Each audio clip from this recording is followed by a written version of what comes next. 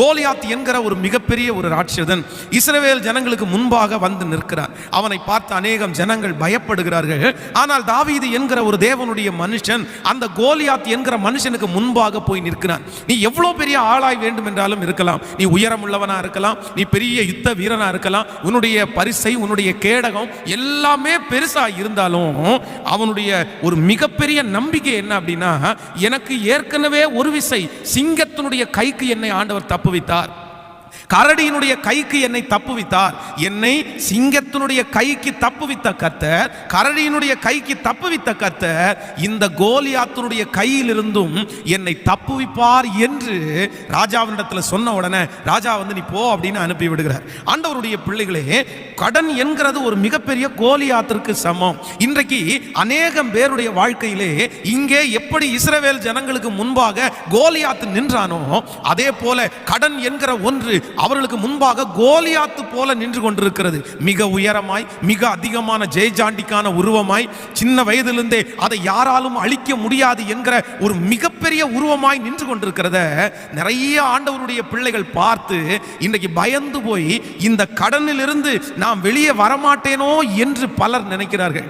ஆனா ஒன்று சொல்கிறேன், கடன் பிரச்சனையிலே இருக்கிற ஆண்டவருடைய பிள்ளைகள் இரண்டாவதாக நீங்கள் வெளியே அதிலிருந்து வர வேண்டும் என்று சொன்னால் நீங்க நான் அதிலிருந்து வெளியே வருவேன்ற நம்பிக்கை உங்களுக்கு கண்டிப்பாக அவசியம்.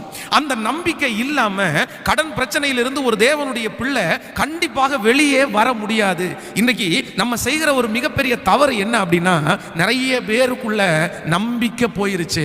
பாஸ்டர், நான் வெளியே வருவேன்ற நம்பிக்கை எனக்கு இல்லை பாஸ்டர், நான் எப்படி வெளியே வர்றது, நான் எப்படி வெளியே வருவேன்? இதனாலேயே நாளுக்கு நாள் அவர்களுக்கு பயம், இதனாலேயே நாளுக்கு நாள் நிறைய பேர் உடைஞ்சு போயிட்டு இருக்கிறாங்க. ஆனா வேதத்தினுடைய வார்த்தை சொல்லுது, நீங்க நம்பலன்னா ஆண்டவர் உங்களுக்கு அற்புதத்தை செய்ய முடியாது. இன்றைக்கு என் கூட இந்த ஜெபத்துல இருக்கிற ஆண்டவருடைய பிள்ளைகளே, உங்கள் கடன் எவ்வளவு பெரிதாய் வேண்டும் என்றாலும் இருக்கலாம், அது ஒரு மிகப்பெரிய பிரச்சனையா வேண்டும் என்றாலும் இருக்கலாம், இந்த ஜெபத்திற்கு வருகிறதற்கு முன்னாடி வரைக்கும் உங்களுக்கு நம்பிக்கையே இல்லை.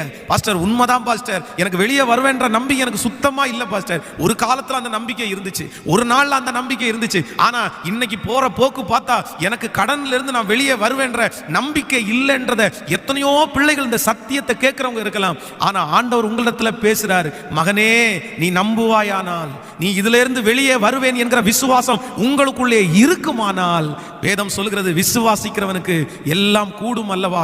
நம்புறவர்களை அதிலிருந்து கர்த்தர் வெளியே கொண்டு வர வல்லவராய் இருக்கிறார்.